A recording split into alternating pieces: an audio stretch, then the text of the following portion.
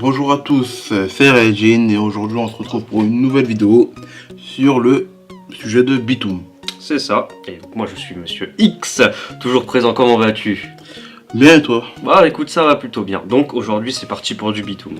Exactement, donc c'est un manga que nous deux on a lu, Ouais, on a vu l'animé, oui, sachant que l'animé est arrêté mais que le manga écrit est toujours en cours. voilà c'est ça, parce que le manga commençait avant, mais du coup ils ont décidé, vas-y on se fait un petit animé dessus. L'animé s'est arrêté, je sais pas exactement quand, mais il s'est arrêté avant le manga, ça c'est sûr, le manga qui est toujours en cours. Donc voilà, donc l'animé est court, je crois qu'il y a une vingtaine d'épisodes ou un peu moins. Ouais, c'est assez court, l'animé est assez court. Voilà. Donc le manga, pour vous donner une date à peu près, a commencé à être prépublié dans les années, enfin, aux alentours de 2009-2010, Ouais, exactement. par un auteur qui s'appelle Inoue Junya. Ouais. Excusez-moi pour la prononciation, c'est à peu près ça. Donc c'est un japonais. Il a écrit un autre manga du nom de Otogi Matori. À peu près encore, la prononciation c'est pas trop fort. Donc pour ce qui est de Bitoum même, qu'as-tu à nous dire? Alors en fait, on va suivre donc l'histoire de Ryuta Sakamoto, donc qui est le personnage principal, qui en fait est un jeune de 22 ans sans emploi et qui en fait accro à un jeu en ligne qui s'appelle Bitoum. Ils sont pas fait chier pour le titre. Et donc Bitoum c'est un jeu en ligne qui se joue exclusivement avec de bombes, donc il y a différents types de bombes, il va y avoir des bombes qui vont exploser au bout d'un certain temps, d'autres qui vont exploser au moindre contact, il y en a même qui implosent, il y en a auto-guidés, enfin il y en a plein, il y a tout ce qu'il faut faire pour faire un jeu en quelque sorte. Donc il est considéré comme le meilleur japonais et un des meilleurs au monde. Donc, il est considéré comme l'un des meilleurs joueurs japonais. Et donc, de ce fait, l'un des meilleurs joueurs du monde, forcément. Et un jour, il se fait kidnapper. Il se réveille sur une île. Non, excusez-moi. Il se réveille dans un hélicoptère ou dans un avion. Non. Si je me rappelle bien. Alors là aussi, là ça diffère un peu, si je me rappelle bien, entre l'anime et le manga. L'anime ça fait un moment que je l'ai vu, mais dans le manga en fait il se réveille accroché à un parachute coincé dans un arbre et sans aucun souvenir de ce qui s'était passé avant.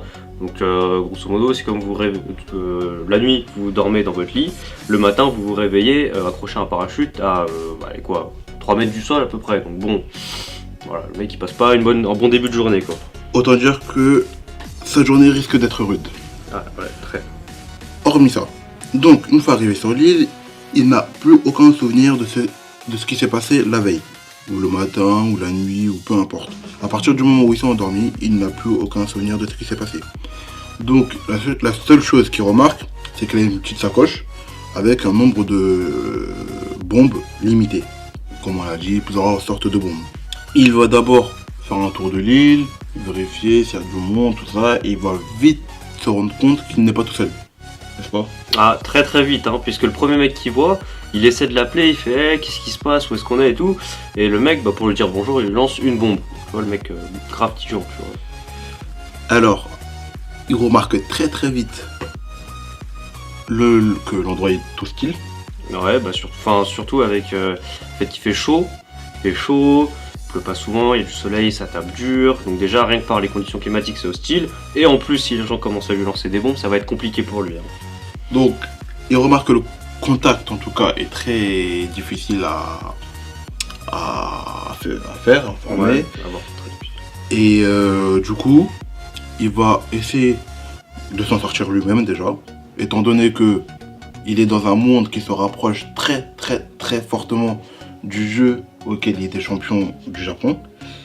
Il va plus ou moins bien s'en sortir en tout cas. Et il va faire la rencontre d'une certaine fille.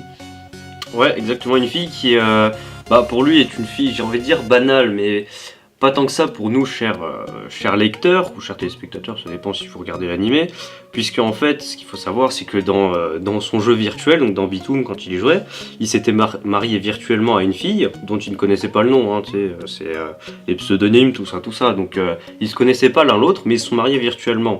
Et ce que nous on va savoir, mais que lui ne va pas savoir, c'est que la fille qu'il rencontre sur l'île, c'est la fille avec laquelle il s'est marié virtuellement. Donc ça force un peu à réfléchir, surtout qu'en plus au début les premiers contacts sont pas faciles. Hein.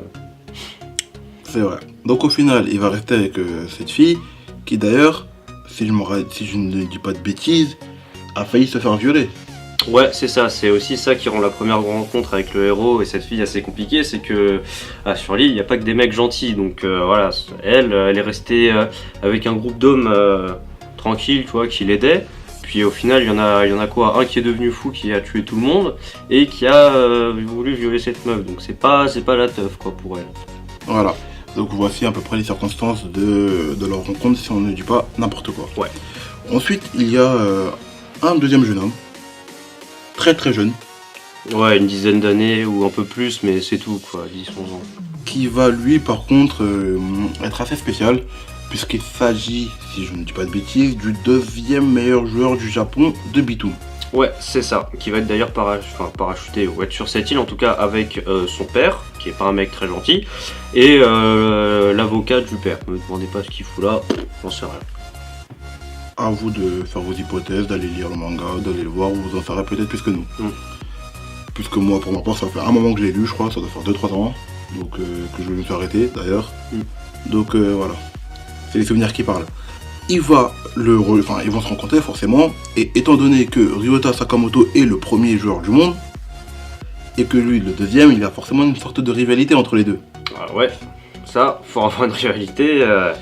Ce qui va faire que ils vont être plus ou moins être des ennemis. Parce qu'il faut savoir que dans le manga, enfin dans ce monde-là, sur l'île, il y a, je dirais, 2 ou 3 catégories de personnes. Il y a ceux qui comprennent pas ce qu'ils foutent là, qui cherchent à se libérer, à trouver un moyen de s'échapper. Ouais, ils essaient de tuer le moins de gens, hein. C'est un peu le cas de notre personnage principal, hein, de Ryuta. D'autres qui prennent un malin plaisir à tuer, à faire mal, etc. Bah ils en profitent, hein, vu qu'il n'y a pas vraiment de règles, et les règles vraiment c'est un peu de tuer pour réussir à s'échapper, bah ils se disent, bah, c'est open bar, on en profite les gars. Hein. Exactement. Et la dernière catégorie de personnes que moi, je pense vraiment être des bons salopards, quoique ça se défend, mais j'approuve pas ces actes en tout cas. Ce sont ceux qui en profitent pour se venger. Parce qu'il faut savoir que certaines personnes se connaissent. Ouais. Certaines personnes se connaissent et du coup, certaines personnes, la plupart des gens, enfin à chaque fois qu'ils se connaissent, la plupart des temps c'est qu'ils avaient un problème, ils étaient en rivalité, ils étaient pas contents, ils étaient énervés, ils étaient dans des... Ouais, c'est des conflits quoi en général. Des conflits tout le temps. Du coup, ce qui va faire que la plupart des personnes qui se connaissent vont chercher à se venger entre eux. Ce qui va créer des... Sacré bordel. Bonne sang, etc. etc. Ouais, les morts. Beaucoup. Donc voilà, hormis tout ce cafouillis général, c'est un manga plutôt tranquille. Enfin, dans le sens où on comprend facilement les choses. C'est bien expliqué, c'est pas bâclé, même pour l'animé. Vu que l'animé s'arrête vite, mais c'est pas une histoire de résumé en fait. C'est pas qu'ils vont chercher à tout bâcler, à tout condenser en 12 épisodes. Certes, ou 12 ou je ne sais plus combien, je crois que c'est 12 ou 15. Une vingtaine, enfin ça dépasse pas la vingtaine. Une vingtaine, ils ont surtout cherché à faire les choses bien en fait, parce que moi j'ai vu l'animé, j'ai lu le manga, et c'est vrai qu'il y a des choses qu'ils ont sautées dans l'animé, mais les points les plus importants en fait, ils les ont bien retranscrits. Ils ont fait quelques flashbacks quand il y en avait besoin et qui se retrouvent aussi dans le manga. Donc en fait, ils ont bien pris l'histoire de Bitoum, ils ont pas tout bâclé, c'est bien, c'est propre, on trouve les points les plus importants en fait. Voilà. Donc à part ça, franchement, je le conseille. C'est un manga plutôt pour les sentimentaux. Ouais, pour les sentimentaux. Peut-être une petite larme. Ouais, c'est vrai à la fin. Bah, même pas à la fin, parce que des fois, le personnage principal, il va du coup faire, pas un petit groupe, mais genre il va rencontrer une personne, pour qu'ils ils vont survivre tous les deux, tu vois. Et bon, voilà, je vous en dis pas plus, mais bon, forcément, il y en a pour qui ça se finit pas toujours bien. Et bon, c'est toujours un peu dramatique, ce genre de choses. Donc voilà, en fait, ça fait penser à un Hunger Game, voilà. Juste une petite référence cachée, allez, c'est gratuit. Voilà. De quoi pour ça? As-tu quelque chose à rajouter? Bah écoutez, non, je vous invite à aller lire le manga, soit l'animé. L'animé, 20 d'épisodes, c'est assez rapide. Et puis voilà, vous en avez dire ce que vous en pensez dans les commentaires. Ouais, si vous avez lu ou regardé l'animé, hein, allez-y, faites-vous plaisir dans les commentaires, ils sont là pour ça. Puis voilà, moi j'ai rien d'autre à rajouter. Alors sur ce, Je vous souhaite une bonne journée, une bonne semaine ou début de semaine. Une bonne soirée. Bonne soirée, bonne matinée. Tout ce que vous voulez. Et c'est tout. Et puis voilà, bon, on vous dit à la prochaine les gars. Allez, à plus.